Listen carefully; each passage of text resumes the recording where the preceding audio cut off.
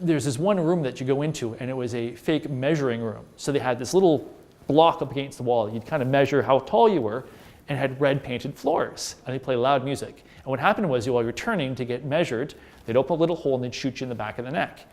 Mass executions that way. Why? Because that's all the place was for, getting rid of people in a way that didn't cause any fuss.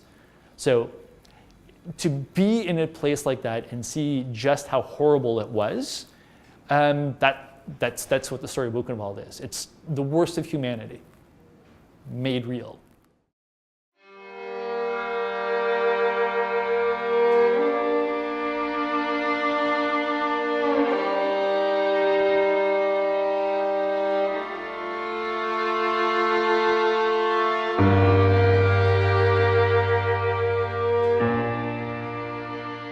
The obliteration of Nazism, as well as its roots, is our guiding principle.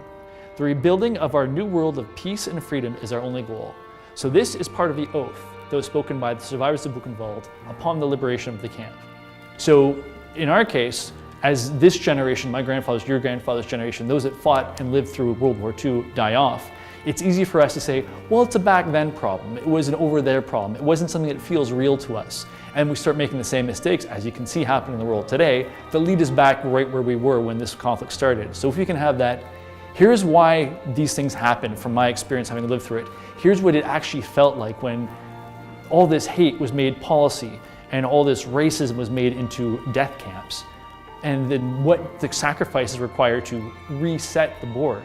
If we can actually have that story carried forward, maybe we can do a bit better in preventing it from happening again.